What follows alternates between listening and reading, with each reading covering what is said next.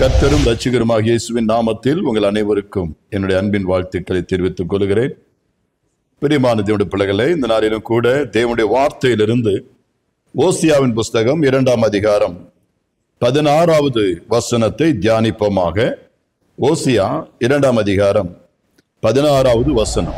அக்காலத்தில் நீ என்னை இனி பாகாலி என்று சொல்லாமல் ஈஷி என்று சொல்லுவாய் என்று கர்த்தர் உரைக்கிறார். ஆண்டவராகிய கர்த்தர் தம்முடைய ஜனமாகிய இஸ்ரவேலரை பார்த்து இப்படியாய் சொல்லுகிறார். அக்காலத்திலே, பிற்காலத்திலே நீ என்னை இனி பாகாலி என்று சொல்லாமல், பாகாலி என்று சொல்லாமல் ஈஷி என்று சொல்லுவாய் என்று கர்த்தர் உரைக்கிறதை பார்க்கிறோம். எனக்கு அருமையான தேவ பிள்ளைகளை, அந்நாட்களிலே மக்கள் பாகாலி என்று சொல்லக்கூடிய அந்நிய தேவதைகளுடைய நாமங்களை உச்சரித்து அதன் பேரிலே ஜீவனுள்ள தேவனையும் ஆராதித்துக் கொண்டிருந்தார்கள். அவர்களுக்கு ஜீவனுள்ள தேவனை குறித்து அறிவில்லாமையினால அவர்கள் சங்காரமாகி கொண்டிருக்கிறதையும் நம்மாலே பார்க்க முடியும். ஒரு கூட்ட ஜனம் ஜீவனுள்ள தேவனுடைய நாமம் என்னதென்று அறியாதிருந்தபடினால, அறிந்த நாமமாகிய அந்நாட்களிலே வழக்கத்தில் இருந்துதானே அந்த தெய்வத்தின் பெயர், அதாவது அவர்கள் வணங்கி கொண்டிருந்தானே அந்நிய தேவதைகளுடைய பெயர்களை அவர்கள் உச்சரித்து அவைகளின்படியே, அந்த நாமங்களின்படியே அவர்கள் சேவித்துக் கொண்டிருந்தார்கள். ஆனால் தேவனோ அது விரும்பாதவராக, ஏற்கனவே அந்நிய தேவதைகள் அங்கு பாகால் என்ற பெயர்களை உலாவிக் கொண்டிருந்ததை நம்மாலே பார்க்க முடியும். இந்த ஜனங்கள் அதே பெயரிலே கர்த்தரையும் தொழுது கொள்ளக்கூடாது என்று தேவன் தம்முடைய பெயரை ஈஷி என்று அறிவிக்கிறதை பார்க்கிறோம். பாகாலி என்று சொன்னால் அதற்கு அர்த்தம் எஜமான், மாஸ்டர். அது மட்டுமல்ல, அது ஒரு பயத்திற்குரிய ஒரு பெயராகவும் இருந்தது. எல்லோரும் தன்னை எஜமான் அல்லது தன்னை வணங்கணும், பயந்திருக்கணும் என்றெல்லாம் அந்த பெயர்களை உச்சரித்துக் கொண்டவர்களாய் காணப்பட்டார்கள். பாகாலி என்பதற்கு அர்த்தம் எஜமான், எஜமான், அதிகாரம் படைத்தவர்கள், மாஸ்டர் என்று கூட சொல்லலாம். அந்நாட்களிலே அந்த பாகாலிக்கு பயந்தவர்களாக, நடுங்குகிறவர்களாக, ஆமென், ஒரு பக்தி அற்றவர்களாய் காணப்பட்டார்கள். பிரியமான தேவ ஜனமே, இங்கு நான் வாசிக்கும் பொழுது ஆண்டவர் இங்கு ஈஷி என்று அழைக்கும்படியாக கூறுகிறதை பார்க்கிறோம். ஈஷி என்று சொன்னால் மணவாளன் அல்லது புருஷன் என்பது பொருள். தேவன் தம்முடைய ஜனங்களுக்கு ஒரு மணவாளனுடைய ஸ்தானத்திலே இருந்து அவர்களுக்கு எல்லாவற்றிலும் நெருங்கிய ஒரு உறவு கொண்டிருக்க வேண்டும் என்று கர்த்தர் இந்த பெயரை மாற்றி சொல்லுகிறதை பார்க்கிறோம். எபிரேய பாஷையில ஈஷி என்று சொன்னால் ஹஸ்பண்ட் அல்லது புருஷன் என்பது பொருள். ஆமென். இஸ்ரவேல் ஜனங்களாகிய இந்த சபையாருக்கு தேவன் அந்த சபைக்கு ஒரு நல்ல மணவாளனாக, புருஷனாக இருந்து எல்லா கடமைகளையும் செய்ய வேண்டும் என்று விரும்பி தம்மை ஈஷி என்று அழைக்கும்படியாக சொல்லுகிறதை பார்க்கிறோம். ஆம் பிரியமான தேவ ஜனமே, அந்நாட்களிலே பாகால் என்ற பொருள் கொண்ட எஜமான், எஜமான் என்று புருஷர்களை அழைத்தார்கள். சாரால் தன்னுடைய புருஷனாகிய ஆபிரகாமை பார்த்து இப்படியாக அழைக்கிறதை பார்க்கிறோம். 1 பேதுரு 3ஆம் அதிகாரம் 6வது வசனத்திலே நாம் அதை பார்க்க முடியும். வாசிப்போம். 1 பேதுரு 3:6. அந்தபடியே சாரால் ஆபிரகாமை ஆண்டவன் என்று சொல்லி அவனுக்கு கீழ்ப்படிந்திருந்தால் நீங்கள் நன்மை செய்து ஒரு ஆபத்துக்கும் பயப்படாதிருந்தீர்களானால் அவளுக்கு பிள்ளைகளாய் இருப்பீர்கள். நாட்களிலே புருஷர்களை ஆண்டவரே என்று அழைத்தார்கள், பயபக்திற்குரியவர்கள் என்று கனம் பண்ணினார்கள். அது நல்லது. ஆண்டவன் அல்லது மாஸ்டர்ஸ், எஜமான்களே என்று சொல்லி அவர்களை அழைத்துக் கொண்டிருந்தார்கள். அருமையான தேவ ஜனமே, ஆனால் தேவனோ இப்பேற்பட்ட ஒரு பாசிசம், ஒரு அதிகாரம் படைத்த ஒரு பெயரை அவர் விரும்பவில்லை. ஜனங்கள் பயந்து வாழ வேண்டும் என்பதை தேவன் விரும்பவில்லை. தேவ ஜனங்கள் தேவனோடு கூட நெருங்கி வாழ வேண்டும். ஒரு புருஷனுக்கும் மனைவிக்குள்ளதான ஒரு நெருக்கத்தை போல கர்த்தர் தம்முடைய ஜனங்கள் தம்மோடு கூட எந்த ஒளிவு மறைவும் இல்லாமல் நெருங்கி வாழ வேண்டும் என்று விரும்பி அவன் நல்ல ஒரு புருஷனாக தன்னை அறிமுகப்படுத்துகிறதை பார்க்கிறோம்.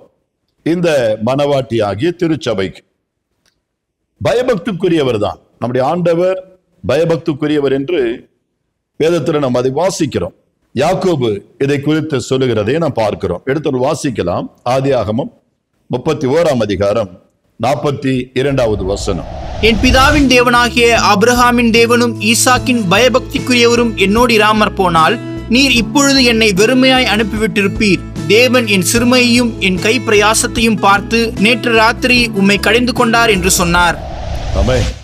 இங்க சொல்லும் பொழுது என் பிதாவின் தேவனாகிய ஆபிரகாமின் தேவனும் ஈசாக்கின் பயபக்திற்குரியவர்.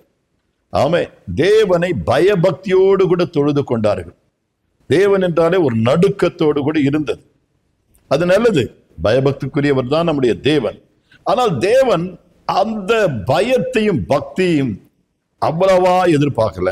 அவர் நல்ல ஒரு புருஷனை போல, மணவாளனை போல, நல்ல ஒரு நெருங்கிய உறவோடு கூட நம்முடைய ஜனத்தோடு இடைப்பட அவர் விரும்புகிறார். தாவீதுடைய வாழ்க்கையில கூட அவர் பயபக்திக்குரியவராக தேவனை அழைக்கிறதை பார்க்கிறோம். வாசிப்போம். சங்கீதங்களின் புஸ்தகம் 5ஆம் அதிகாரம் 7வது வசனம். சங்கீதம் 5:7. நானோ உமது மிகுந்த கிருபையினாலே உமது ஆலயத்துக்குள் பிரவேசித்து உமது பரிசுத்த சந்நிதிக்கு நேரே பயபக்தியுடன் பணிந்து கொள்வேன். அந்நாட்களிலே பக்தர்கள் தேவனை பயபக்தியோடு தொழுது கொண்டார்கள். பயத்துடனும் பக்தியோடு கூட தேவனுடைய ஆலயங்களிலே கூடி தேவனை தொழுது கொண்டார்கள், ஆராதித்தார்கள். அது மட்டுமல்ல, வேதமும் சொல்லுகிறது, என் வசனத்திற்கு நடுங்குகிறவனையே நான் நோக்கி பார்ப்பேன். ஆம் பிரியமான தேவ ஜனமே, பயபக்தியுள்ளவராய் காணப்பட்டாலும் கூட, தேவன் பயத்திற்குரியவராய் பக்திக்குரியவராய் காணப்பட்டாலும் கூட, அதற்கும் மேலாக தம் ஜனத்தோடு கூட ரொம்ப நெருங்கி வாழ வேண்டும் என்று விரும்பி ஒரு மணவாளனை போல, புருஷனை போல ஆமென் இருக்கிற அவர் விரும்புகிறதை பார்க்கிறோம். ஒருவேளை உங்களுக்கு அது ஒரு கேள்விக்குறியா இருக்கலாம். ஏன் பயபக்திற்குரிய தெய்வம் புருஷனுக்கு ஒப்பிட்டு தம்மை அறிமுகப்படுத்துகிறார் என்று? ஈசி என்று சொல்லும் பொழுது ஹஸ்பண்ட் என்று ஆங்கிலத்தில் எழுதப்பட்டிருக்கும். தேவன் சபையாகிய மணவாட்டிக்கு, தம்மால் தெரிந்து கொள்ளப்பட்ட ஜனத்திற்கு அவர் நல்ல ஒரு புருஷனாகவே இருக்கணும்னு விரும்புகிறார். வேதத்தில் வாசிக்கும் பொழுது ஓசியாவின் புஸ்தகத்துல 2ஆம் அதிகாரம் 17வது வசனத்தையும் வாசிக்க கேட்போம். ஓசியா 2:17. பாகால்களுடைய நாமங்களை அவள் வாயிலிருந்து அற்றுப்போக பண்ணுவேன். இனி அவைகளின் பேரை சொல்லி அவைகளை நினைக்கிற நினைப்பும் இல்லாமற் போகும். ஏன் ஆண்டவர் பாகால் என்று அழைக்கப்பட விரும்பவில்லை என்று சொன்னால், அது ஒரு அந்நிய தேவதையினுடைய, அந்நாட்களிலே அவர்கள் அதிகமாக வணங்கி கொண்டிருந்த ஜீவனற்ற ஒரு தேவதையினுடைய பேர். எனவே பாகால்களுடைய நாமங்களை அவள் வாயிலிருந்து அற்றுப்போக பண்ணுவேன். யாருடைய வாயிலிருந்து? சபையாருடைய வாயிலிருந்து அற்றுப்போக பண்ணுவேன். இனி அவைகளின் பேர் சொல்லி அவைகளை நினைக்கிற நினைவையும் இல்லாமல் ஆக்குவேன் என்று கர்த்தர் சொல்லுகிறார். ஆம், தேவன் எரிச்சலுள்ள தேவனாயிருக்கிற இப்படிப்பட்ட விஷயத்துல என் நாமத்தை உச்சரிக்காமல், என்னை முழு இருதயத்தோடு அறிந்து தொழுது கொள்ளாமல் ஏதோ ஒரு பேரை வச்சு என்னை ஆராதிக்கணும்னு கர்த்தர் ஒருபோதும் விரும்புகிறதில்லை. பாகால்களுடைய பேரை கொண்டு கர்த்தரையும் அவர்கள் ஆராதித்துக் கொண்டிருந்தார்கள். என்னை இனி அப்படி அழைக்காமல் என்னை ஈசி என்று அழைப்பீர்களாக, ஈசி என்று சொல்லி தொழுது கொள்வீர்களாக என்று கர்த்தர் சொல்லுகிறதை பார்க்கிறோம். பிரியமான தேவனுடைய பிள்ளைகளே, தேவன் நம்மோடு கூட நல்ல ஒரு தொடர்பையும், நல்ல ஒரு டீப் ரிலேஷன்ஷிப், நல்ல ஒரு ஐக்கியத்தையும் வைத்துக் கொள்ள விரும்பிதான் இந்த வார்த்தையை பயன்படுத்துகிறார். ஈசி என்றால் புருஷன், ஹஸ்பண்ட். ஆமென், ஹல்லேலூயா. பொதுவாகவே உலகத்திலே நெருக்கமானவர்கள் யார் என்று கேட்டீங்கன்னா புருஷனும் கணவன். சோ தேவன் தம்முடைய சபையாகிய நம்மை பார்த்து சொல்லுகிறார், என்னை ஈசி என்று அழைப்பீர்களாக. எனக்கு அருமையான தேவ ஜனமே, வேதத்தில் நான் வாசிக்கும் பொழுது ஆதியாகம புஸ்தகம் 2ஆம் அதிகாரம் 22, 23, 24 ஆகிய வசனங்களிலே பரிசுத்த வேதாகமம் சொல்லுகிறது. ஆதியாகம புஸ்தகம் 2ஆம் அதிகாரம் 22, 23, 24. தேவனாகிய கர்த்தர் தாம் மனுஷனில் எடுத்த விலா எலும்பை மனுஷியாக உருவாக்கி அவளை மனுஷனிடத்தில் கொண்டு வந்தார். அப்பொழுது ஆதாம், இவள் என் எலும்பில் எலும்பும் என் மாம்சத்தில் மாம்சமாயிருக்கிறாள், இவள் மனுஷனில் எடுக்கப்பட்டபடியால் மனுஷி எனப்படுவாள் என்றான். இது நிமித்தம் புருஷன் தன் தகப்பனையும் தன் தாயையும் விட்டு தன் மனைவியோடு இசைந்திருப்பான், அவர்கள் ஒரே மாம்சமாயிருப்பார்கள். பார்த்தீர்களா? ஆதியிலே தேவனாகிய கர்த்தர் ஒரு மனுஷனை உண்டாக்கினார். முதலாவது ஒரு ஆணை உருவாக்குகிறதை பார்க்கிறோம். மனுஷனை உண்டாக்குகிறார். அது தொடர்ந்து அந்த மனுஷனுடைய விலா எலும்பிலிருந்து ஒரு மனுஷியாக ஒரு மனுஷியை உருவாக்குகிறதையும் பார்க்கிறோம். அப்பொழுது ஆதாம் சொல்லுகிறார் அவளை பார்த்து, இதோ இவள் என்னுடைய எலும்பில் எலும்பும் என் மாம்சத்தில் மாம்சமுமாயிருக்கிறாள். ஆமென். இவள் மனுஷனிடம் எடுக்கப்பட்டபடினால மனுஷி எனப்படுவாள் என்று. பிரியமான தேவனுடைய பிள்ளைகளே, அது நிமித்தமாய் புருஷனானவன் தன் தகப்பனையும் தன் தாயையும் விட்டு அவன் தன் மனைவியோடு கூட இசைந்திருப்பான், அவர்கள் ஒரே சரீரமாயிருப்பார்கள். ஆம், ஆதியிலே ஒரு மனைவியை தேவன் உருவாக்குகின்ற அந்த விதத்தை நாம் இங்கே பார்க்கிறோம். அந்த ஆதாமுக்கு ஏற்ற ஒரு மனைவியை, துணையாளரை தேவன் அங்கு உண்டாக்குகிறதை பார்க்கிறோம். துணைவியை உண்டாக்குகிறதை பார்க்கிறோம். எனக்கு அன்பான தேவனுடைய பிள்ளைகளை, எலும்பு எடுத்து, ஆதாமுடைய எலும்பு எடுத்து, சதை எடுத்து, அதனாலே ஒரு அழகான ஒரு ஸ்திரியை உண்டாக்குகிறார். ஆம், இன்றைக்கு அப்படி எடுக்கப்பட்ட அந்த ஸ்திரீதான் அந்த ஆதாமுக்கு ஏற்ற துணைவியாய் காணப்படுகிறதை பார்க்கிறோம். அது மட்டுமல்ல, இவர்கள் 2 பேரும் ஒரே மாம்சமாக ஒரே சரீரமாக வாழ்ந்து கொண்டிருக்கிறதையும் நம்மாலே பார்க்கலாம். நம் தேவனும் இதே போலதான் நம்மை அவரோடு கூட இசைந்திருக்கவும், அவரோடு கூட ஐக்கியமாக இருக்கவும், அவருக்குள்ளே நாம் அதிகமாக இசைந்து வாழவும் அவர் விரும்புகிறவராய் காணப்படுகிறார். ஆம், எப்படி மனுஷியானவள் என் மாம்சத்தின் மாம்சம் என் எலும்பிலே எலும்பு என்று சொல்லி பேர் பெற்றாலோ, அது போலவே இன்றைக்கு திருச்சபையானது நாம் எப்படி உருவாகி இருக்கிறோம்? ஆண்டவராக இயேசு கிறிஸ்து அவர் சிந்திய இரத்தத்தினாலே, ஆண்டவராக இயேசு கிறிஸ்து அவருடைய ஜீவன் தந்து, பிதாவாகிய தேவன் அவர் நம்மை உருவாக்க நம்முடைய குமாரனாகிய இயேசுவை, ஆமென், மணவாளனாகிய இயேசுவை பலியாக இந்த பூமியில் ஒப்பு கொடுத்து, இன்றைக்கு அவருடைய இரத்தத்தினாலும் அவருடைய மாம்சத்தினாலும் நாம் உருவாக்கப்பட்டிருக்கிறோம். வேதம் சொல்லுகிறது, எபேசியர் புஸ்தகம் 5ஆம் அதிகாரம் 30, 31, 32 ஆகிய வசனங்களிலே, எபேசியர் 5ஆம் அதிகாரம் 30, 31, 32, நாம் அவருடைய சரீரத்தின் அவயவங்களாயும் அவருடைய மாம்சத்திற்கும் அவருடைய எலும்புகளுக்கும் உரியவர்களாயும் இருக்கிறோம். இது நிமித்தம் மனுஷன் தன் தகப்பனையும் தன் தாயையும் விட்டு தன் மனைவியுடன் இசைந்து இருவரும் ஒரே மாம்சமாயிருப்பார்கள். இந்த ரகசியம் பெரியது. நான் கிறிஸ்துவை பற்றியும் சபையை பற்றியும் சொல்லுகிறேன். எப்படி ஒரு புருஷன் ஒரு மனைவி இசைந்திருக்கிறார்கள்? எது நிமித்தமாக?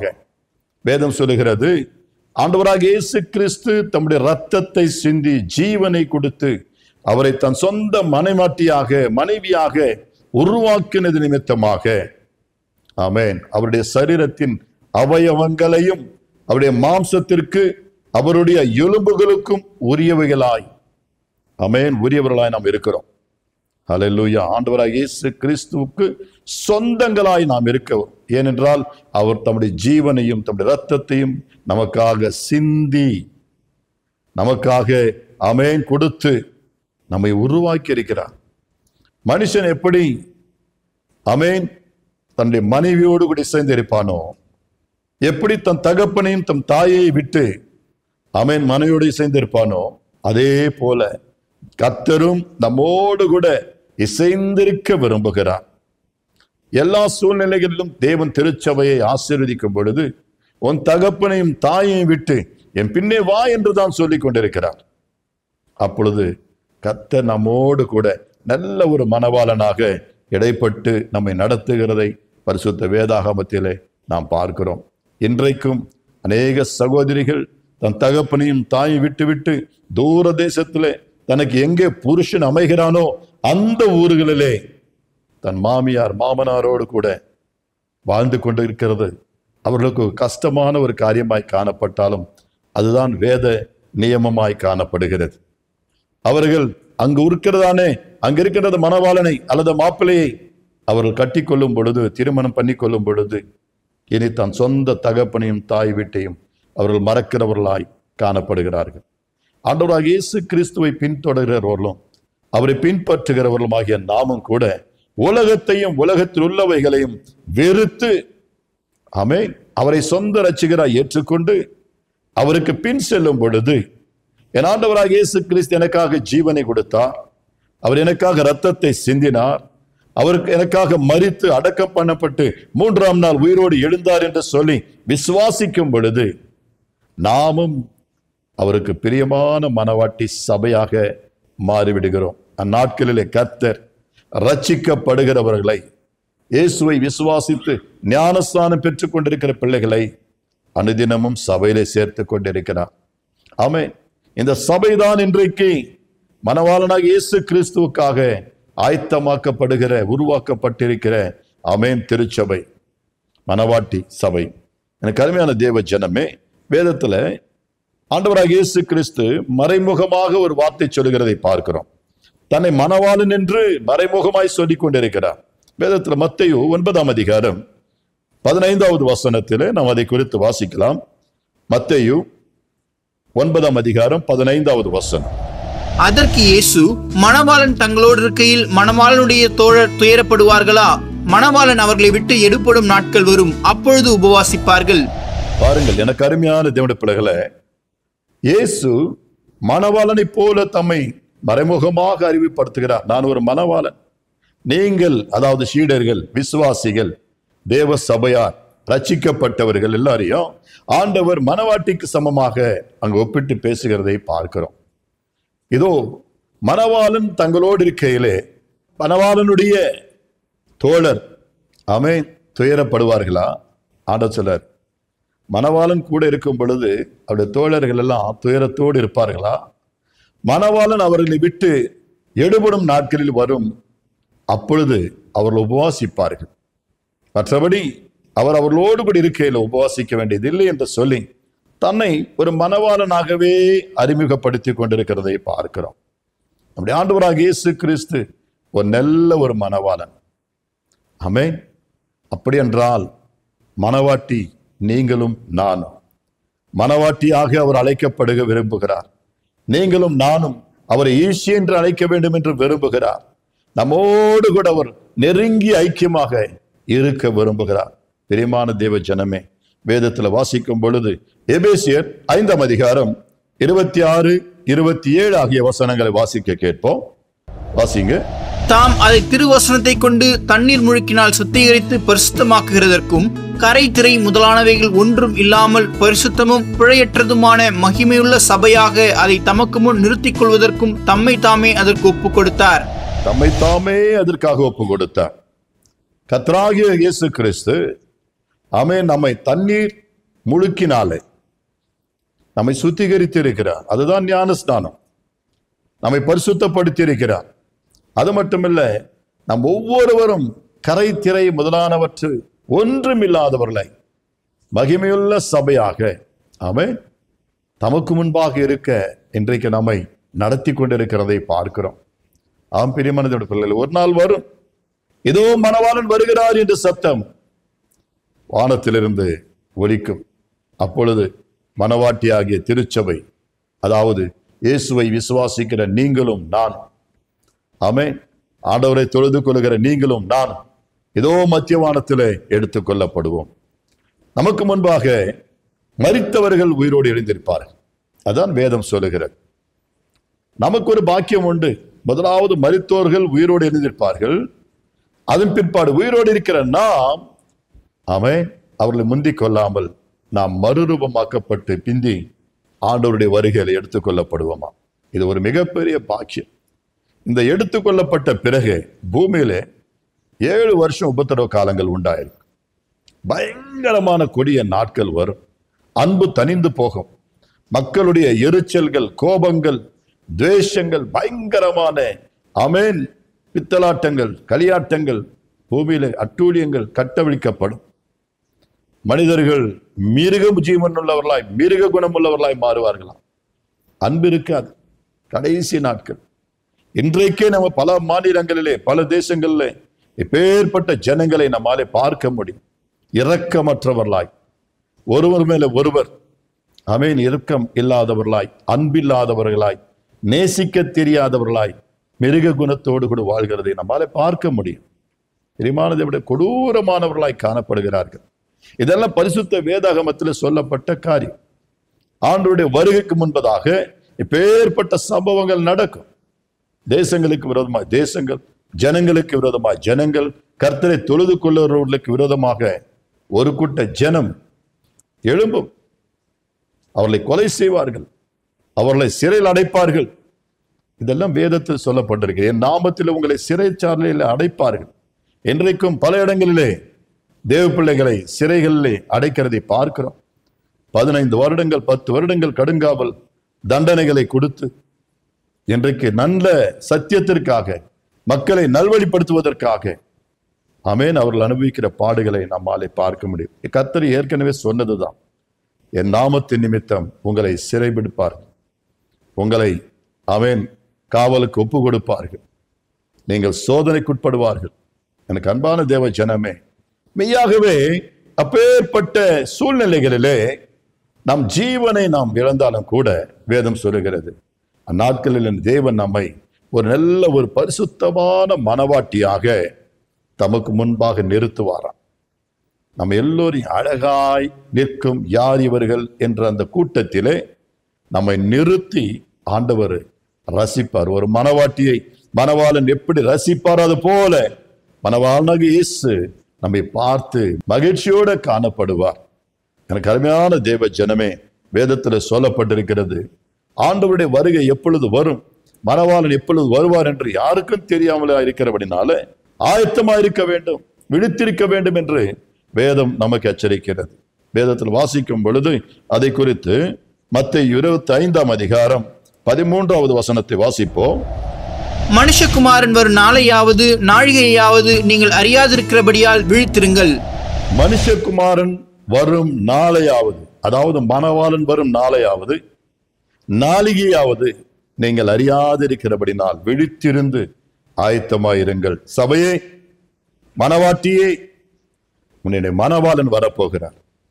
நம்முடைய மணவாளன இயேசு கிறிஸ்து மீண்டும் பூமிக்கு வரப்போகிறார். அவரை சந்திப்பதற்கு, அவரை எதிர்கொண்டு போவதற்கு ஆயத்தமாயிருப்போமாக. மணவாட்டி அலங்காரமாயிருக்க வேண்டும், உலக பிரகாரமான அலங்காரங்களினால் அல்ல. ஆமென். சாந்தமும் அன்பும் தாழ்மை பணிவு இது போன்ற நல்ல நற்பண்புகளை கொண்டவர்களாய் தேவனுக்கு முன்பாக நாம் நிற்க தகுதியுள்ளவர்களாய், எனக்கு அருமையான தேவ ஜனமே, கர்த்தரோடு கூட இசைந்திருக்கும்படியாக ஆண்டவராகிய இயேசு கிறிஸ்து இந்த பூமியிலே ஜெபித்த ஜெபங்களிலே பெரிய ஜெபம் என்று சொல்லக்கூடிய ஆமென் யோவான் 17 அதிகாரத்தில் ஏறெடுக்கப்பட்ட ஜெபத்திலே நாம் வாசிக்கும் பொழுது 17 அதிகாரம் 20, 21 ஆகிய வசனங்களிலே ஒரு வார்த்தையை கர்த்தர் சொல்லுகிறதை பார்க்கிறோம். வாசிப்போம். யோவான் 17, 20, 21.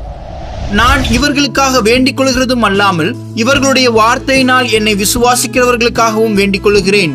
அவர்கள் எல்லாரும் ஒன்றாயிருக்கவும், பிதாவே, நீர் என்னை அனுப்பினதை உலகம் விசுவாசிக்கிறதற்காக நீர் என்னிலேயும் நான் உம்மிலேயும் இருக்கிறது போல அவர்கள் எல்லாரும் நம்மில் ஒன்றாயிருக்கவும் வேண்டிக் கொள்கிறேன்.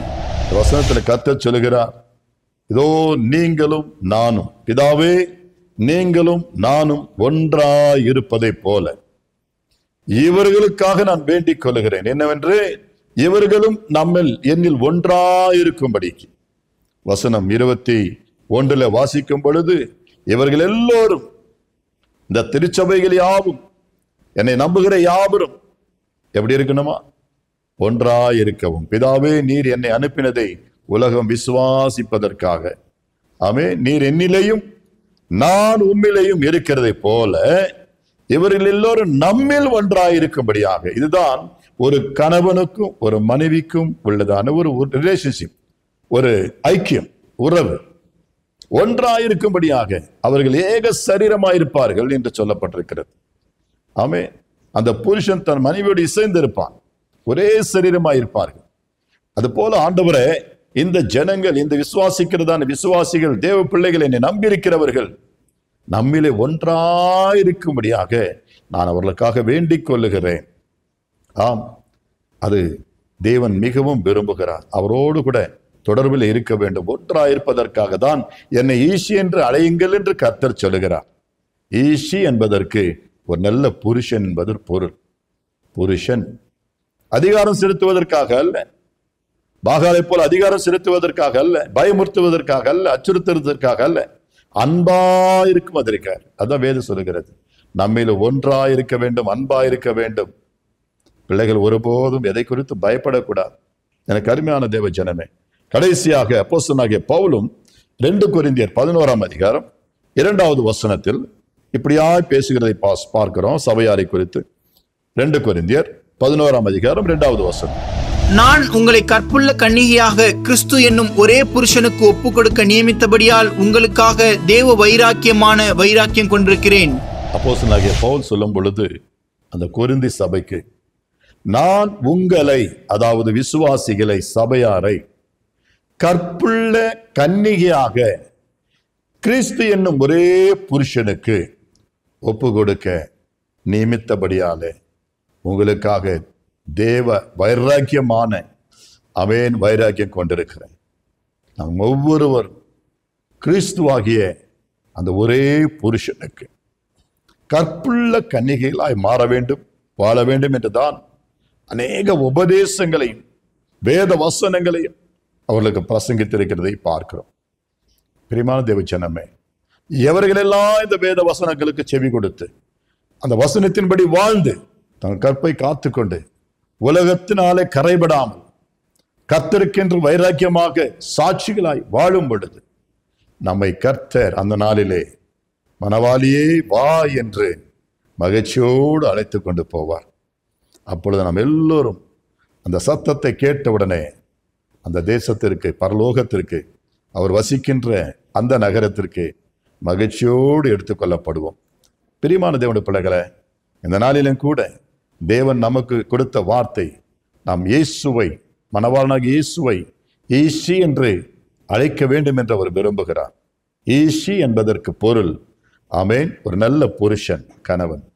அந்த நல்ல புருஷனாகிய இயேசு கிறிஸ்து, உத்தம புருஷனாகிய இயேசு கிறிஸ்துவுக்கு நாம் எல்லோரும் உத்தம மனவாட்டியாக, நல்ல ஒரு பயபக்திற்குரிய மனவாட்டியாக நம்மை ஆயத்தப்படுத்தி அவருடைய வருகையில எடுத்துக்கொள்ள தகுதியுள்ளவர்களாய் மாறுவோம். கர்த்தர் நம்மை ஆசீர்வதிப்பாராக. God bless you. கர்த்தர் உங்களோடு இருப்பாராக. ஆமென்.